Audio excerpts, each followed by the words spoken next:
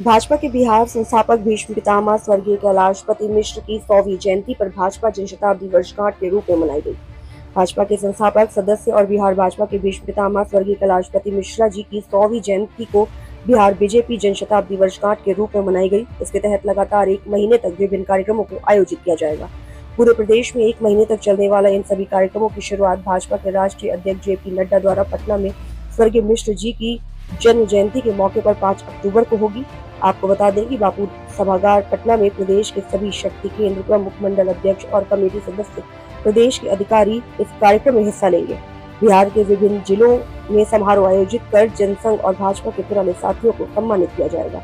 इसके अलावा एक प्रदर्शनी भी लगाई जाएगी, जिसके तहत स्वर्गीय मिश्र द्वारा भाजपा और जनसंघ खींचने के कार्य के विषय को प्रदर्शित किया जाएगा। लोग इस प्रदर्शनी के जरिए उनके किए गए कार्यों को जान सकेंगे। आपको बता दें कि प्रदेश मीडिया प्रभारी दानिश इकबाल के द्वारा तमाम जानकारी दी गई है। वहीं बिहार सरकार के द्वारा जारी जातीय जनगणना के आंकड़ों के बारे में मीडिया प्रभारी दानिश कुमार ने कहा कि बीजेपी के एजेंडा में थी जाति है जनगणना। सुनिए दानिश ने क्या कुछ कहा। तो सीधे लिए चलते हैं मुजफ्फरपुर, जहां पर मौजूद है बिहार संवाददाता जीके राजू। सुनाते हैं दानिश इकबाल को। आज के इस प्रेस वार्ता में आप सभी पत्रकार बंधुओं का हार्दिक स्वागत है। आज के इस प्रेस वार्ता में हमारे साथ जिला महामंत्री, जिला मीडिया प्रभारी आशीष श्रीवास्तव जी हैं, आशीष अग्रवाल जी हैं, संतोष जी हैं, जिला के प्रवक्ता मनोज पिंटू जी। मित्रों, आज भारतीय जनता पार्टी बिहार प्रदेश के सभी जिलों में प्रेस वार्ता आयोजित कर रही है। पटना में बिहार प्रदेश के यशस्वी प्रदेश अध्यक्ष आदरणीय सम्राट चौधरी जी, नेता प्रतिपक्ष आदरणीय विजय सिन्हा जी एवं आदरणीय हरीश सहनी जी ने भी प्रेस वार्ता की है। आज जो ये प्रेस वार्ता किया जा रहा है, हम सबके भीष्म पितामह, बिहार भाजपा के भीष्म पितामह श्रद्धेय कैलाशपति मिश्र जी की 100वीं जयंती, इसको हम लोग जन शताब्दी के तौर पर 5 अक्टूबर को मनाने जा रहे हैं। इसमें भारतीय जनता पार्टी के राष्ट्रीय अध्यक्ष श्रीमान जेपी नड्डा जी 5 अक्टूबर को पटना के गांधी मैदान के बापू सभागार में आ रहे हैं और उस दिन से श्रद्धेय कैलाशपति मिश्र जी की जन्म जयंती की शुरुआत होगी और पूरे 1 महीने तक पूरे बिहार के सभी जिलों में भारतीय जनता पार्टी उनकी जन्म शताब्दी वर्ष को मनाएगी। कैलाशपति मिश्र जी का जो जीवन रहा, चाहे वो उनका स्वतंत्रता आंदोलन में जो उनका योगदान रहा, जनसंघ के महामंत्री के तौर पर जो उनका योगदान रहा और बिहार प्रदेश के प्रथम भाजपा के प्रदेश अध्यक्ष के रूप में जिस प्रकार से उन्होंने दायित्व का निर्वाह किया, घर घर तक कमल को पहुंचाने का काम किया, कार्यकर्ताओं का निर्माण किया, उसी का फल है कि आज भारतीय जनता पार्टी विश्व की सबसे बड़ी पार्टी के रूप में उभर करके सामने आई। मित्रों, कैलाशपति मिश्र जी का जो जीवन था वो समाज के लिए, राष्ट्र के लिए और मानव के कल्याण के लिए पूर्ण रूप से समर्पित था। श्रद्धेय कैलाशपति जी आजीवन अविवाहित थे। उन्होंने अपना पूरा जीवन राष्ट्र और समाज को समर्पित कर दिया था। बापू सभागार में 5 अक्टूबर को होने वाले कार्यक्रम में जनसंघ और भाजपा के जो पुराने हमारे वरिष्ठ साथी रहे हैं, पुराने जो कार्यकर्ता रहे हैं, उन सभी को भाजपा के राष्ट्रीय अध्यक्ष श्रीमान जेपी नड्डा के द्वारा सम्मानित भी किया जाएगा। इसके अलावा पटना के बापू सभागार में एक प्रदर्शनी भी लगाई जाएगी, जिसके तहत स्वर्गीय कैलाशपति मिश्र जी के द्वारा भाजपा और जनसंघ के सींचने के कार्यों को प्रदर्शित किया जाएगा, ताकि आज की जो युवा पीढ़ी है, आज के जो युवा कार्यकर्ता, हम जैसे कार्यकर्ता हैं, इस प्रदर्शनी के माध्यम से उनके द्वारा किए गए कार्यों को जान सकें।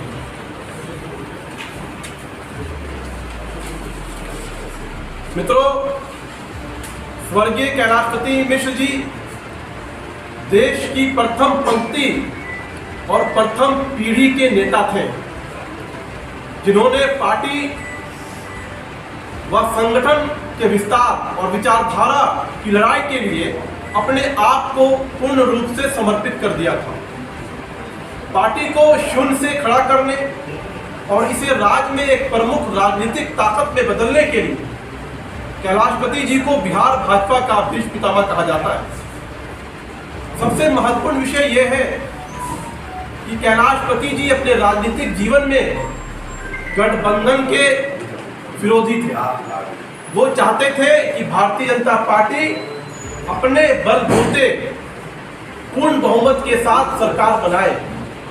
1995 में जब भारतीय जनता पार्टी ने समता पार्टी के साथ अलायंस किया, तब उनकी नाराजगी भी सामने आई थी, लेकिन उसके बाद उन्होंने शीर्ष नेतृत्व की बात को स्वीकार किया और फिर से पार्टी के काम में लग गए। आज उनके सपने को साकार करने का समय आ गया। स्वर्गीय कैलाशपति मिश्र जी का जो सपना था कि बिहार में भारतीय जनता पार्टी अपने समय आ गया है। आज भारतीय जनता पार्टी का एक एक कार्यकर्ता ये प्रण लेता है कि श्रद्धेय कैलाशपति मिश्र जी को सच्ची श्रद्धांजलि उनके जन्म शताब्दी वर्ष में यही होगा कि 2025 में बिहार के अंदर यशस्वी प्रदेश अध्यक्ष श्रीमान सम्राट चौधरी के नेतृत्व में भारतीय जनता पार्टी पूर्ण बहुमत की सरकार का निर्माण करेगी और यशस्वी सम्राट चौधरी जिस प्रकार से पूरे बिहार के अंदर सभी समाज को, हर एक समाज के लोगों को, युवा पीढ़ी को जिस प्रकार से अपील कर रहे हैं, जिस प्रकार से लोगों तक जा रहे हैं, तो ये पूरा विश्वास है कि हम लोग स्वर्गीय कैलाशपति मिश्र जी के सपने को साकार करेंगे और ये संकल्प लेते हैं 5 अक्टूबर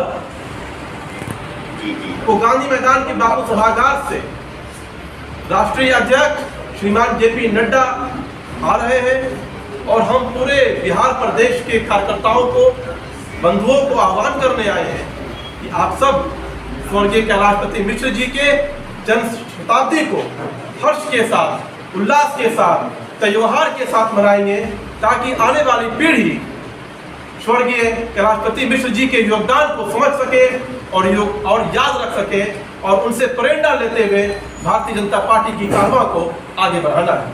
बहुत बहुत धन्यवाद। उनके जन्म दिवस को मना दिया है, क्योंकि आज 5 अक्टूबर को 2023 को उनकी 100 वर्ष की जन्म जयंती पूरी हो रही है, जन्म शताब्दी वर्ष उनका मनाया जा रहा है। तो भारतीय जनता पार्टी ने यह तय किया कि उनके 100 वर्ष के पूरे होने पर जन्म शताब्दी के तौर पर पूरे प्रदेश में 1 महीने तक कार्यक्रम करेंगे और राष्ट्रीय अध्यक्ष जी इससे पहले भी स्वर्गीय कैलाशपति मिश्र जी के जयंती के अवसर पर पटना आ चुके हैं। इससे पहले भी देश के प्रधानमंत्री श्री नरेंद्र मोदी 2013 में स्वर्गीय कैलाशपति मिश्र जी के जन्म दिवस के उपलक्ष्य में पटना आ चुके हैं। तो ये कहना कि भारतीय जनता पार्टी आज उनको याद कर रही है, मैं इसे सिरे से खारिज करता हूँ। अलायंस की बात आपने अलायंस के लिए हम किसी के साथ जो कैलाशपति मिश्र का था अचानक कैलाश में का जो सपना था या वो चाहते थे कि भाजपा अपने बूते पर लगे। इसके पहले भी बीजेपी इनका जयंती मनाती रही है, लेकिन अब एक नए तरीके से हम अकेले निश्चित तौर पर भारतीय जनता पार्टी ने अपने कंधे पर उठा करके नीतीश कुमार को मुख्यमंत्री बनाया।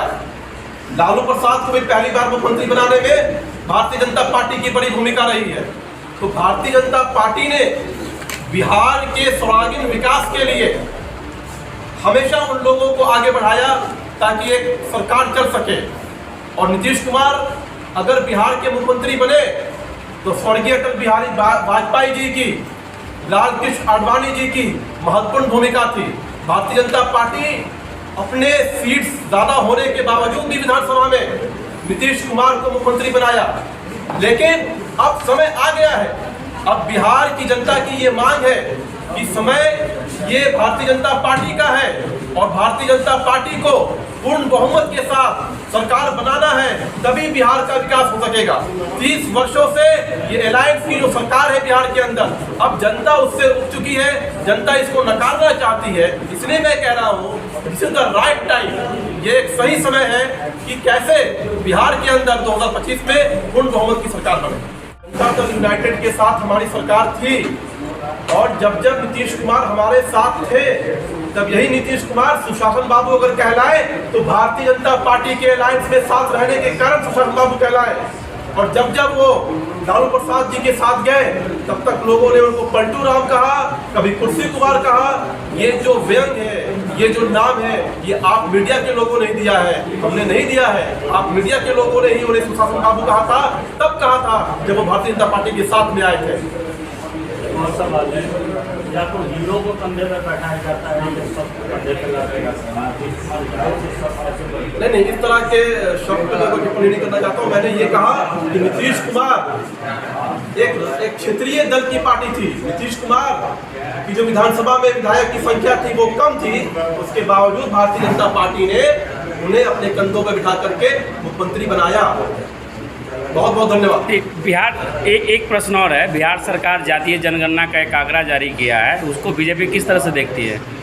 देखिए, हमारा बहुत ही स्पष्ट मानना है कि हम जातीय गणना के सपोर्ट में थे और नीतीश कुमार जब हमारे साथ थे तब ये एक सामूहिक निर्णय कैबिनेट का लिया गया था और भारतीय जनता पार्टी इस सरकार में शामिल थी, तो ये निर्णय हमारा था। लेकिन उसके बाद जब इसकी प्रक्रिया शुरू हुई तो वो आरजेडी के साथ थे। भारतीय जनता पार्टी जानना चाहती है कि नीतीश कुमार जी ने इस मैकेनिज्म का यूज कर करके ये जातीय गणना के आंकड़े को जारी किया है। हम जानना चाहते हैं कि सामाजिक और आर्थिक जो कमियां थी या जिन लोगों को बेनिफिट हुआ वो सूची कहाँ है नीतीश कुमार जी? अभी तक आपने जारी क्यों नहीं किया? सिर्फ एक पेज की सूची जारी करने से पूरी सूची जारी कीजिए और आप बताइए नीतीश कुमार जी ये कौन सी नई बात आपने कही है? ये तो वही बात है जो 90 से लालू प्रसाद यादव जी कहते आ रहे हैं। तो भारतीय जनता पार्टी पूरे तथ्यों को अध्ययन कर रही है, भारतीय जनता पार्टी मैकेनिज्म को समझने की कोशिश कर रही है और भारतीय जनता पार्टी ये जानना चाहती है कि जिस विषय को लेकर के हमने ये नोटिफिकेशन दिया था सरकार में रहते हुए कि ये जाति जनगणना कराया जाए, लेकिन जो आधार था, जिस आधार पे हमने ये बात कही थी वो आधार आज अदालत है। बहुत धन्यवाद।